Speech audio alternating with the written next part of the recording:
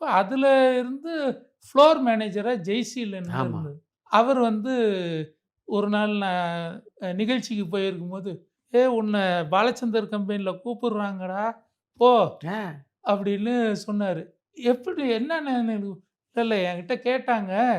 நான் உன்ன அனுப்பிச்சு வைக்கிறேன்னு சொன்னேன்னு சொல்லிட்டு அந்த நிகழ்ச்சி பார்த்துட்டு. ஆமா. ஓ! அந்த கொஞ்சம் நில்லுங்கள் பார்த்துட்டு தான் என்ன கூப்ட்டுருக்காங்க. அருமை.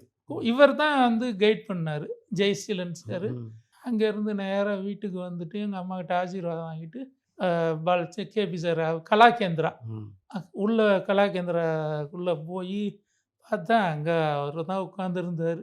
பாலச்சந்தர் சார். ஆமா. அ கேபி சாரே உட்கார்ந்திருந்தாரு. அருமை. மேல இருக்காங்க டைரக்டரு.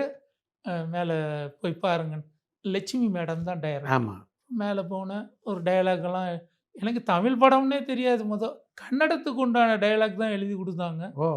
ஒரு 1 ஹவர் டைம் எடுத்துக்கோங்க. நான் கூப்பிடுறேன். அப்ப வந்து நீங்க வசனத்த சொல்லுங்க. வசனத்த சொல்லுங்க. சரிங்க. இதுக்கு என்ன அர்த்தம்? எப்படி என்னன்னு கேட்டுக்கிட்டேன். சொன்னாங்க. டிபி கஜேந்திரன் தான் அசிஸ்டன்ட் டைரக்டரு. ம். நான் ஒரு 5 நிமிஷத்துக்கெல்லாம் ரெடி ஆயிட்டீங்க. ரெடி ஆயிட்டேங்க அ. அப்டின்னேன். என்ன ரெடி ஆயிட்டீங்க? எங்க பேசி காமிங்க. பேசி காமிச்சேன். ஓகே. நாங்க சொல்லி அனுப்புறோம். நீங்க ரெடியா இருங்கன்னு சொல்லிட்டு, அது ஒரு 3 மாசம், 4 மாசம் கேப் நான் அத மறந்தே போயிட்டேன். திடீர்னு ஒரு நாள் வாங்க ஷூட்டிங்ல வந்து கூட்டிட்டு போயிட்டு அப்படிதான் எனக்கு இந்த சினிமாக்குள்ள ஒரு அனுபவம்.